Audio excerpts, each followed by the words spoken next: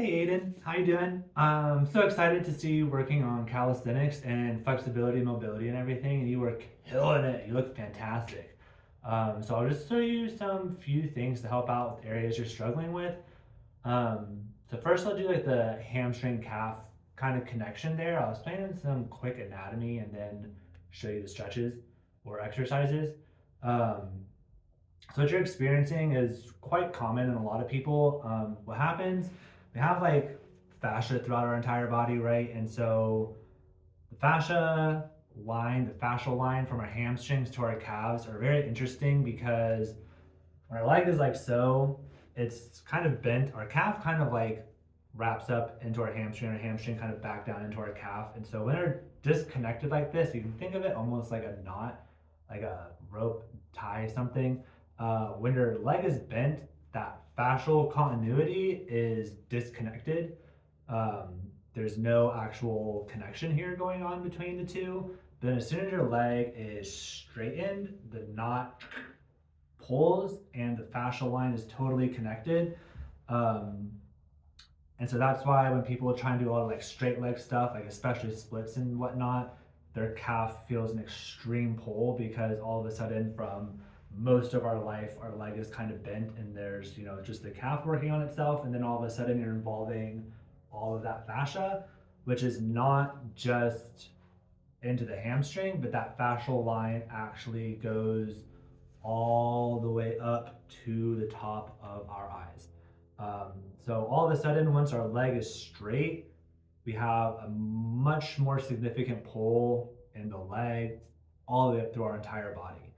Um, so one of my favorite ways to work on this, we'll start kind of gentle and work our way up. Um, Probably the most gentle way to kind of work on that and exercise that would just be laying down on your back. And you always want to start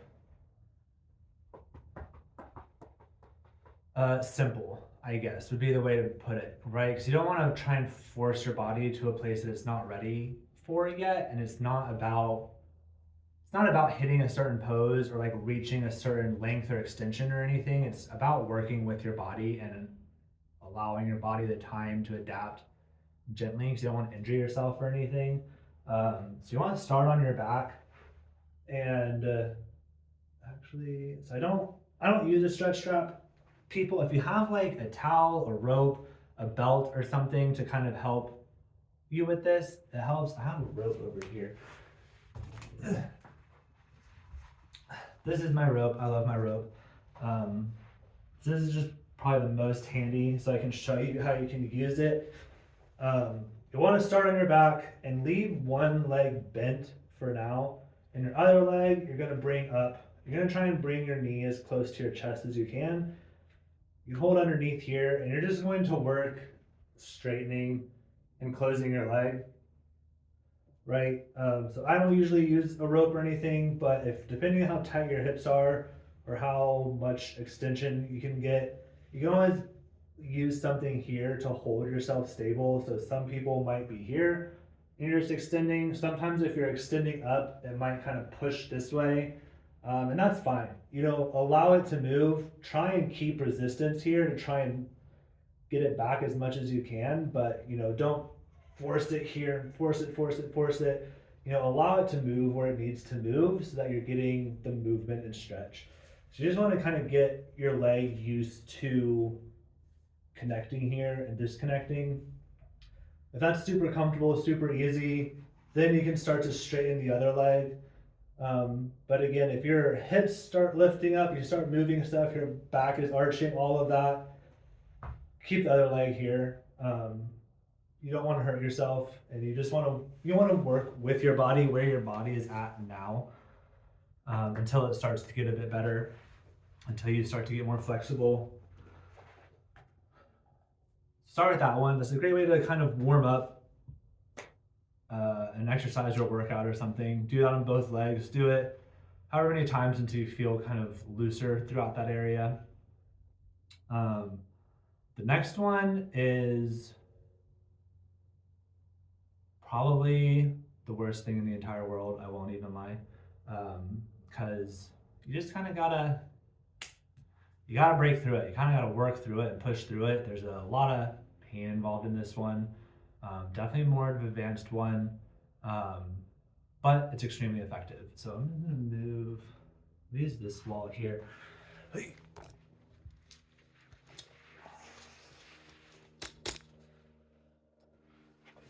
Work. That should be fine. Okay. So this one, you're gonna want a wall, a flat wall, and you're going to just bring your foot and get your heel as flat into the wall as you possibly can. So this is going to force that connection. It's going to be there. So with this one, just a few things. The most important thing, squeeze your quad, right? You want to keep your quad as active as possible. Active quad is just going to help lengthen the hamstrings and the calf. The next important thing, as I said before, your fascial line is now connected all the way up to your eyes, which makes the most important part of this stretch in particular, your spine. So try and keep your spine as tall and long as you possibly can, because that's going to significantly help out the leg. You're gonna have to trust me on that one. Keep your spine nice and tall.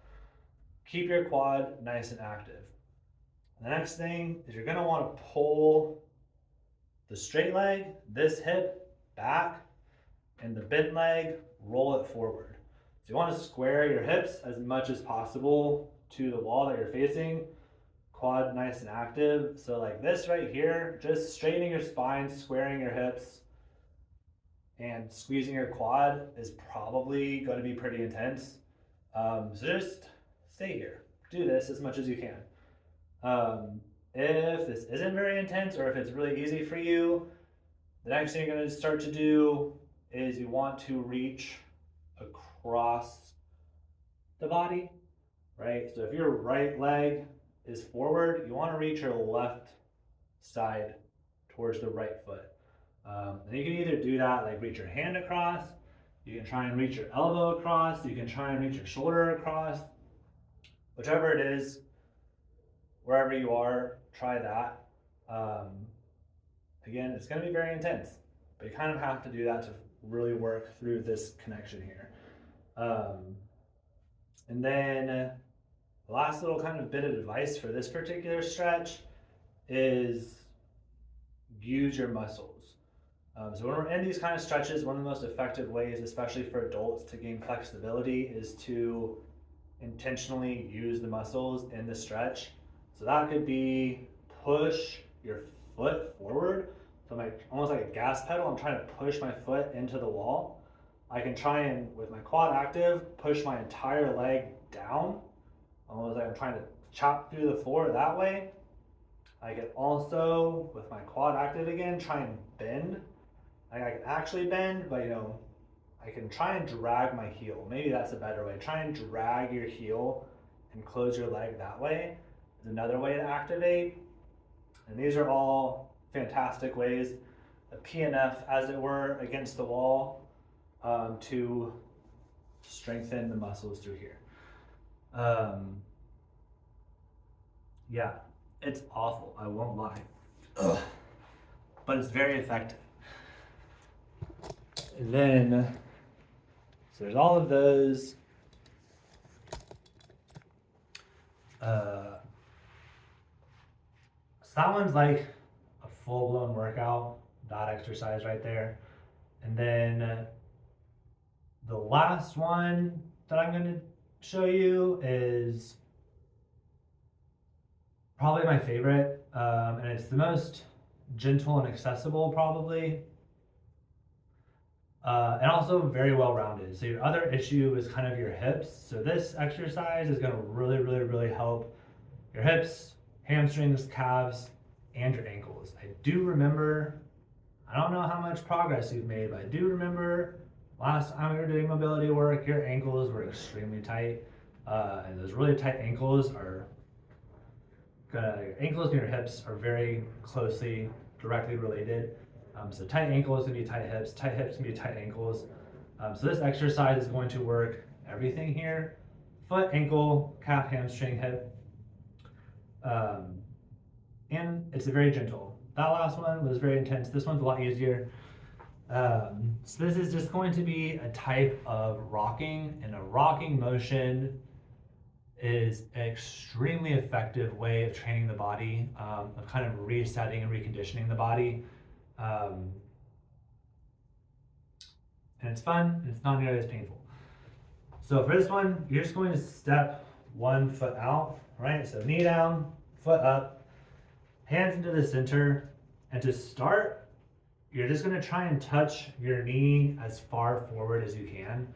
So you're gonna rock forward and just bring that knee down here, right? So as I'm doing that, you can kind of see my foot is going through like a full range of motion here, really nice and gentle on the foot. And then my hip is going again through a huge range of motion, especially as I kind of reach that knee out.